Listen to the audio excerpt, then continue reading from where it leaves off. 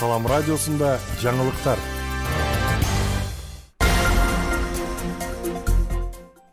Саламатсыздар угарман жана YouTube каналыбыздын көрүүчүсү. Кезекте жаңылыктардын чыгарылышы аны менен мен Сезимай Жураева тааныштырам.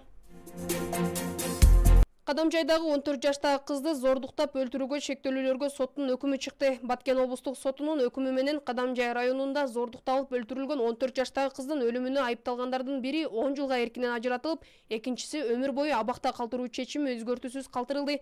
Бул тууралуу Салам медиага облустук соттун басма сөз катчысы билдирди. Маалыматка ылайык, облустук соттун бул чечими 4-июлда чыккан. Буга чейин 2023 жылдын 28 февралында айыпталуучулардын бири өмүр бою абакта калтырылган. Ошондой эле адам өлтүрүү, зордуктоо, сексуалдык мүнөздөгү зомбулук аракеттер, адам урдоо беренелеринин негизинде айыпталып 10 жылга кесилген жашы жете элек Б уулунун кылмыш ишин кароо тараптардын өтүнүчү менен 4 августка калтырылды.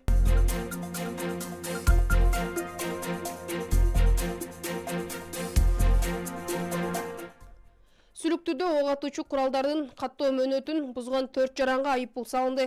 Бул тууралуу облустук милициянын басма сөз кызматы билдирди. Ага ылайык, иш-чарада милиция каттоодо турган жарандардын ок атуучу куралдарынын сактоо эрежелери, сактоо мөөнөтү, жардыруучу уулуу заттарды сактоочу кампалары текшерип чыкты. Сүлүктү шаарынын аймагындагы 400гө жакын кожолук текшерилип, ок атуучу куралдарынын каттоо мөөнөтүн бузган жарандарга укук бузуулар жөнүндө кодексин ок атуучу, жардыруучу уулуу заттарды атуучу ок дарыларын сактоо жана ташуу эрежелерин бузуу беренеси менен 4 жаранга протокол түзүлдү. Милиция Баткенде сууга чөгүүнүн алдын алуу иш-чараларын улантууда. Облустук милициянын маалыматына караганда, милиция Баткен шаарынын жайкы каникул мезгилинде 4 суу сактагычындагы кароосуз калган көлмөлөрдө, бассейндерде, каналдарда жана өспүрүмдөр өз алдынча сууга чөмүлүп, ошондой эле кооптуу жерлерде жарандардын сууга түшүүдө этият болуусун эскертүүдө.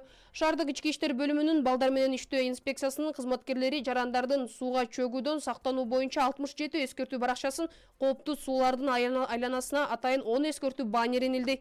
Андан сырткары кооптуу суулардын боюндан жашаган 13 үй-бүлөгө эскертүү актыларын берген. Кадамжайда мобилдик клиника акысыз текшерүү жүргүзөт. Кадамжай районунун аймагында 13-июлдан тарта 7-августка чейин мобилдик клиника калктын ден соолугу үчүн акысыз текшерүү жүргүзүп баштайт. Бул тууралуу Кадамжай райондук мамлекеттик администрациясы билдирди.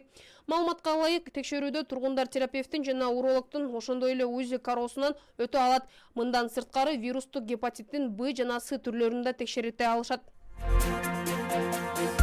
12-июлга алынган жаңылыктар мына ушулар болду. Кийинки эфир алкомдашканча саламатта туруңуз. Салам радиосунда жаңылыктар.